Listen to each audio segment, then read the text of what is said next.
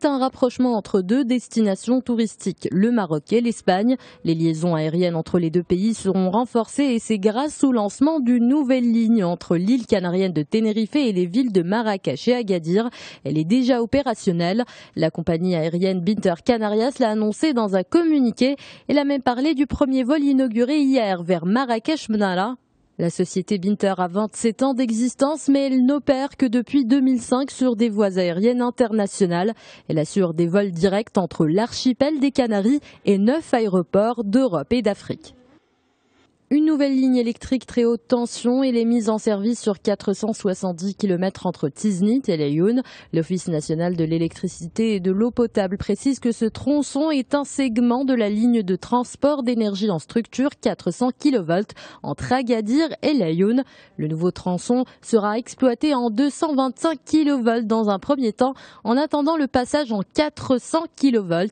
Il sera opéré dès la mise en service des postes 400 kV d'Agadir, Tantan et Laayoune prévu pour début 2016. Ce chantier coûtera la bagatelle d'1,1 milliard de dirhams. Son objectif est de booster le développement économique et social dans les provinces du Sud.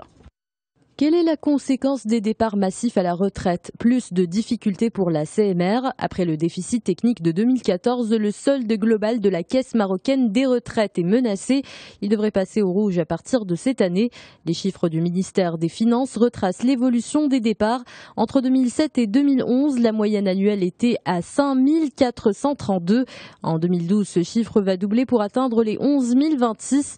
Cette montée en flèche devrait se poursuivre selon les prévisions de la tutelle. Près de 104 000 fonctionnaires devraient partir à la retraite entre 2013 et 2018. Cela représente une moyenne annuelle de 17 307 départs.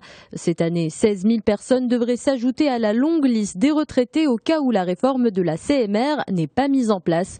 Pour la Caisse, ces prévisions ne laissent rien présager de bon. Cela pourrait même accentuer ces difficultés liées au déséquilibre entre les cotisations et les prestations. Pour 2015, les responsables de la Caisse prévoient un déficit technique entre 2 et 3 milliards de dirhams. Dernière révélation de Banque El Maghreb qui vient de publier ses indicateurs hebdomadaires. On en sait désormais plus sur l'évolution des réserves internationales. Elles se sont établies à 198,3 milliards de dirhams au 24 juillet, soit une hausse de 15% en glissement annuel. Entre le 23 et le 29 juillet, la Banque centrale a injecté la somme de 37,2 milliards de dirhams, dont 21 milliards sous forme d'avance à 7 jours sur appel d'offres et 16 milliards de dirhams au titre des opérations de prêts garantis. Ces prêts sont placés sous la bannière du programme de soutien au financement des très petites et moyennes entreprises. L'euro gagne du terrain face au dollar et ce malgré la chute de la bourse d'Athènes, un décrochage qui a ravivé les craintes liées à l'avenir de la Grèce au sein de la zone euro. Les investisseurs restent donc sur leur garde, surtout après la chute de l'activité manufacturière grecque qui atteint son plus bas niveau historique. Le système bancaire est aujourd'hui dans l'attente urgente d'une recapitalisation. Du côté du dollar, les marchés attendaient la publication du rapport officiel sur l'emploi et le chômage aux États-Unis, un indicateur crucial pour évaluer la santé de l'économie américaine.